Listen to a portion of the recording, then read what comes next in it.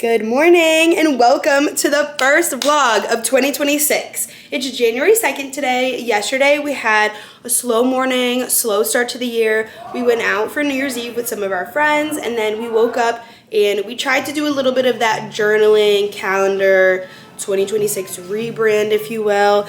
But we got sidetracked because Christian's niece and her husband were in our neighborhood, Veronica and Elton. So they ended up joining us at the coffee shop and we chatted for hours. So still an amazing start to the year, but we didn't really get to do that administrative work that we wanted to do. So we're gonna redo it today. I wanna get a picture in my outfit, so I'm literally re-wearing almost exactly what I wore yesterday.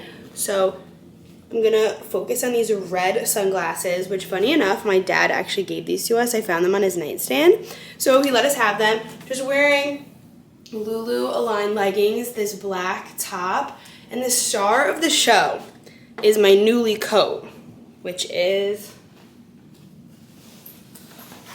and if you don't know what Nuuly is, it's a clothing rental system. It's owned by the same umbrella company as Anthropologie, Urban Outfitters, Free People. So they have a lot of those brands on there, but also some other ones. So I got this fun martini puffer coat. I love it. Kind of funny that it's a martini coat, and I am doing dry January. I'm locked in for dry Jan. But this coat was just so iconic. I love it. And do you see where I'm headed with it? Yeah. Yeah. Looking chic. Something I want to do this year is put together more outfits. I feel like I run out the door in athletic clothes, and I am wearing leggings right now, but it is more put together. Because sometimes I just run out the door in a sweatshirt and a puffer, athletic clothes, but I want to be more purposeful with my outfits this year.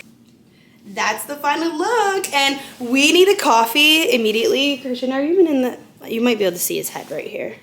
No, he's in the background. But we need a coffee immediately. I've got notebooks, a calendar, a journal, and we're getting to it.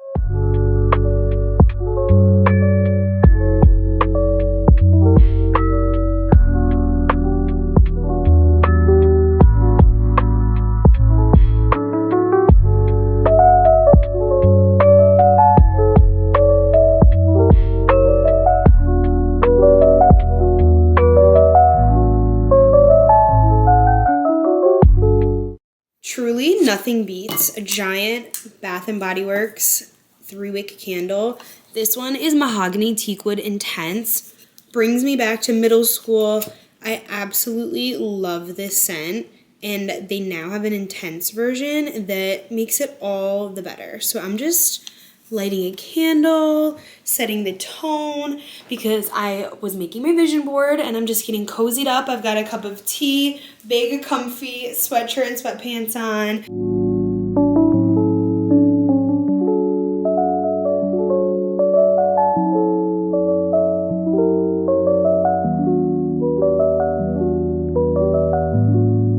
Okay, now that we're all comfy cozy, let's get into the 2026 goal setting of it all. I never do like sit down, really chatty segments of my vlogs like this. At least I don't feel like I do.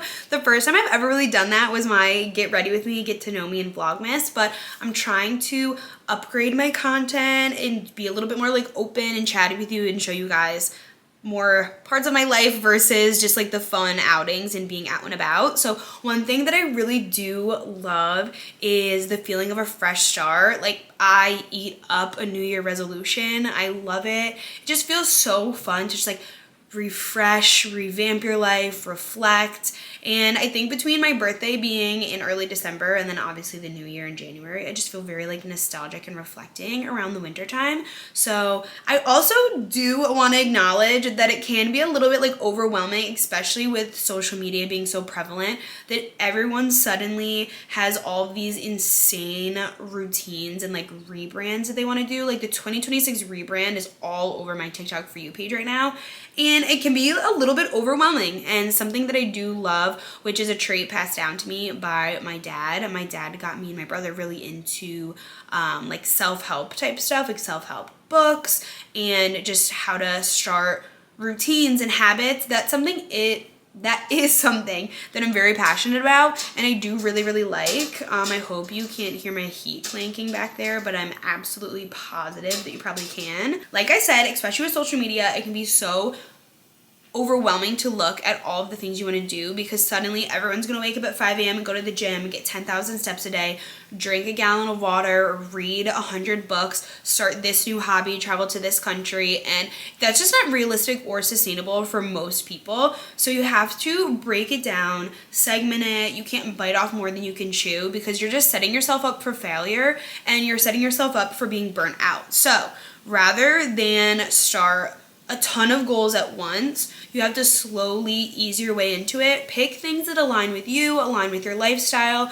and some of them are going to be challenging, but it has to be something that is realistic and sustainable for your lifestyle. For example, I love waking up in the morning. I've been waking up maybe around 7:30, 8 o'clock in the morning. I want to start waking up a little bit earlier, so I said Monday through Friday I'm going to wake up at 6:30. Weekends I can sleep in as much as I want. Monday through Friday 6:30. If you're waking up at 9 o'clock and then you suddenly pick 6:30, that might not be realistic. But an hour earlier, from 7:30 to 6:30, realistic. And then as I'm waking up at 6:30, I might bump that down to 6 a.m., 5:30 a.m. after weeks and weeks and weeks, maybe even months of doing that. So then it's not like an overwhelming life change overnight. It's like small baby steps that maybe in June, I'm waking up at 5 a.m. some days to go to the gym before work instead of 6 o'clock. They don't all have to be like health and wellness oriented. I feel like so many goals are health and wellness oriented, which are amazing. I personally have some health and wellness goals as well, in terms of like getting into a good gym routine, hitting maybe a certain amount of steps a day, or just things like that that are healthy and will make me feel good. But not everything has to be all about like the self-help of it all. One thing that I really want to get into this year is just dabbling in new hobbies. I'm a very creative person, and I don't think I get in touch with my creative side a lot. So many different crafts and like little hobbies I want to dive into that I never make the time for, like needle pointing. I bought some needle pointing stuff. I've done like 16 lines of needle pointing, and it's been sitting in a drawer for a month. Reading, obviously, especially with my book club, reading is something that I've been really into. I got a sourdough bread making kit for Christmas. That being said, enough about my actual goals. I mean, I think it's important to share just to hold yourself accountable, but let's get into the how and the why. A lot of people do this, but my dad kind of started doing this in our family, so we each every year pick a word of the year that we want to highlight our year, and it can be a really broad term, but just something that you want to focus on that can apply to many areas of your life. So for example, my word of the year this year is going to be intentional. I want to be intentional with my time. I want to be intentional with my energy. I want to be intentional with what I say yes to as far as social plans, and I want to be intentional with how I spend my money. 2025 was one of the best years that I really am content in so many routes, from work, friends, my relationship, my family, all of those things, that now it's just really fine-tuning all of the successes I had in 2025 to then like level up in 2026. So I feel like as someone who is very go, go, go all the time, I've got so many things in my brain that putting it down on a physical calendar and a calendar app, just having it more organized just makes more sense and just feels less overwhelming and builds that good, healthy habit and a routine. That being said, this is a productivity calendar that my dad bought that I'm sure you can find a printout of it anywhere, make it yourself, I don't know. But it has 2026 goals up here. This is a physical habit tracker where you can pick up to 5 habits for the month, color in the square when you complete it. So ideally at the end of the month, this will be all colored in because you do each of those things a day. So one of mine is waking up at 6:30 Monday through Friday. Another one is reading 20 minutes a day. And you have to pick, or I don't want to say like you have to, but this is just my advice. Don't pick 5 really challenging ones, because again, you're just setting yourself up for failure. The 6:30 a.m. one is going to be very challenging. The reading one is making sure that I'm being intentional with my time and making sure that I'm doing something that fills my own cup. Rather than scrolling for 20 minutes before bed, I'm going to pull up my book and read for 20 minutes because that's something that I enjoy. And another one is making my bed. That takes 2 seconds. I can make my bed every single day. The fact that I don't is just lazy, and I want to be someone who, when I walk into my bedroom, my bed's made and I don't have all of my pillows all over the place, and it just makes your room look better. Start your day off with an accomplishment, so you're immediately starting your day with a serotonin boost because I can color that in. So pick 1 or 2 challenging things. Pick the rest as either like fun things that you enjoy or just like smaller, more doable things, so you're not suddenly doing 5 really difficult things in a month and then failing or being burnt out, you know? And then down here is just a calendar, which I'm gonna have a app calendar, this calendar, and then me and Christian have a joint calendar, which I'll show you in a second. So it seems like a lot of calendars, then I'm more focused on the top here, but always gonna have a little calendar on the bottom, especially if this is like your one printout of managing your time. Little stuff like that is good to break up into the week. Chunk it up, don't bite off more than you can chew, and just put small little goals that by the end of the week you're gonna feel accomplished. Maybe you run an errand you've been putting it off, maybe you call somebody that you've been putting off, I don't know. Just like a little thing that you've been putting off, and once you check it off, you'll feel like so accomplished and so good that little by little, by the end of the month, so many things you've been meaning to do but not making the time to do will be done.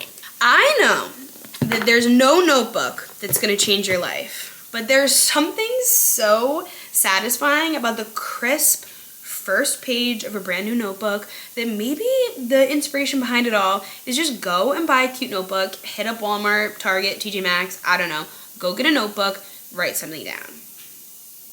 That's a start. But my dad did get me this journal that I think is so cute, and I can't wait to look back on it. It's called the 5-year journal, which I started on the first just because like mentally I needed to start it on the first page, but the concept behind it is so cool. So I wrote in it yesterday and today, and essentially, because it's a 5-year one, this says January 3rd, and I wrote 2026, 2027, 28, 29, 30. So then when I look back and write on it next year, I'll have this day last year right in front of me. So at the end of it, I'm gonna have 5 years of each day written down. I think this is a great gift for literally anyone in your life, and I put it on my nightstand and I'm gonna write in it every day. So that's something that I put that I can color in, that I'm gonna write in it every single day, and that'll be fun to start. So, that all being said, cue the montage of me filling out my calendar, and that was my rant all about small, sustainable ways that you can change your life and start your rebrand to make sure that 2026 is one of your best years yet, in a happy, healthy, and positive way, because there's no toxic productivity on this channel, only fun productivity. So I'm gonna fill out my productivity calendar. Take a shot every time I say productivity.